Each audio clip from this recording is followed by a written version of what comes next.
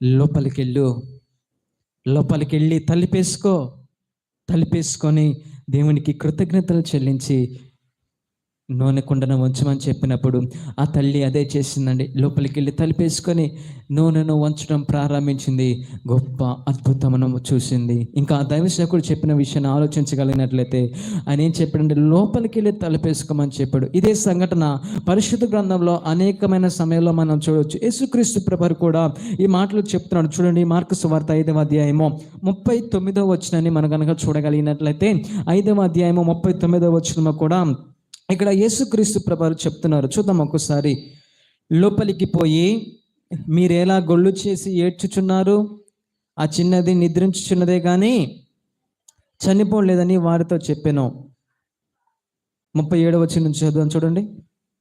పేతురు, యాకోబు సహోదరుడు యోహాను అనువారు తప్ప మరి ఎవరినైనానో తన వెంబడి రానియక సమాజ మందిరపు అధికారి ఇంటికి వచ్చి వారు గొల్లుగా నుండి చాలా ఏడ్చుచు ప్రలాపించుచున్నట చూచి లోపలికి పోయి మీరు ఎలా గొల్లు చేసి ఏడ్చుచున్నారు, ఈ చిన్నది నిద్రించుచున్నదే కానీ చనిపోలేదని వారితో చెప్పాను. తర్వాత అందుకు వారు ఆయనను అపహాసించిరి. అయితే ఆయన వారందరినీ ఎవరిని బయటికి పంపించాడు? యేసయ్య ఎవరిని బయటికి పంపించాడండి? ఏం జలవేస్తుంది ఇక్కడ? అపహాసించేటటువంటి వారిని. చెప్పండి ఒకసారి, ఎవరిని పంపించారు బయటికి? గట్టిగా చెప్పాలా? అపహాసించేటటువంటి వారిని. ఇక్కడ యేసయ్య లోపలికి వచ్చినప్పుడు అపహాసించేటటువంటి వారిని అందరిని కూడా ఏం చేసినంటే, బయట పో, మీ అంతా బయటికి పోండి అని చెప్పేసి వాళ్ళందరూ కూడా బయటికి నెట్టేసి ఆయన ఏం చేస్తున్నాడు చూద్దాం ఒకసారి.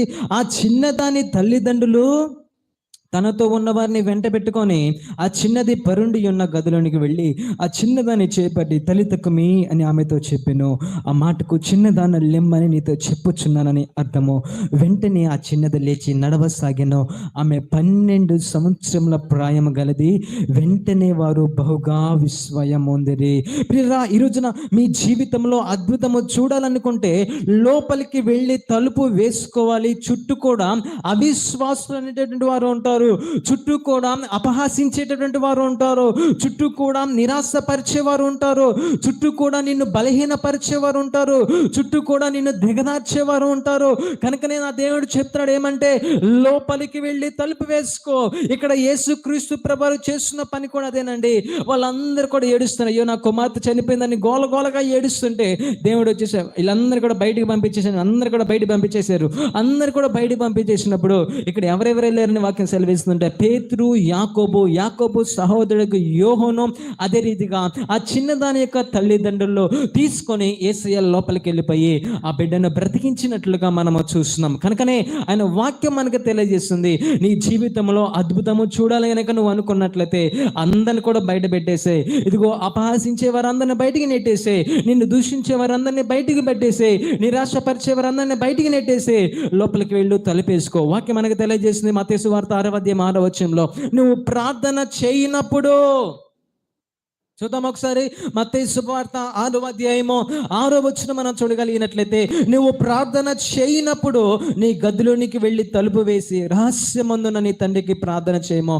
అప్పుడు రహస్యమందున చూచున్నటువంటి నీ తండ్రి నీకు ప్రతిఫలం ఇస్తాడు. కనుక ప్రియులారా, ఈరోజు నువ్వు అద్భుతము చూడాలనుకుంటున్నావా?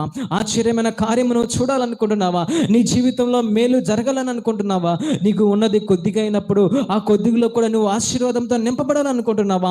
అయితే దేవుడు మాట్లాడుతున్నాడు, ఈ ఆశీర్వాదం నువ్వు పొందుకోవాలంటే, ఈ దీవెన నువ్వు పొందుకోవాలంటే అపహాసించే వాళ్ళందరికీ నువ్వు దూరంగా ఉండాలి, నిరాశపరిచే వారందరికీ నువ్వు దూరంగా ఉండాలి. ఇదిగో అనేక మంది బలహీనపరిచే వారందరికీ నువ్వు దూరంగా ఉండాలి, నిన్ను కిందకి దిగజార్చే ఆరాధించే వాళ్ళందరికీ నువ్వు దూరముగా ఉండాలి. అదే రీతిగా నేను అపహాసించే వారికి నువ్వు దూరముగా ఉండాలి. వీళ్ళందరికీ నువ్వు దూరంగా ఉంటేనే దేవుని నీ జీవితంలో గొప్ప కార్యాన్ని నువ్వు చేయగలడు. ఈరోజు నువ్వు దూరంగా లేకుండా వారందరితో కనుక ఉన్నట్లయితే వారు ఏం చేస్తారంటే దేవుని జీవితంలో అద్భుతము చేయాలని చూసినప్పటికీ కూడా ఆ అద్భుతమును చెయ్యకుండా వాళ్ళందరూ కూడా దాన్ని లాగేసుకుంటారు.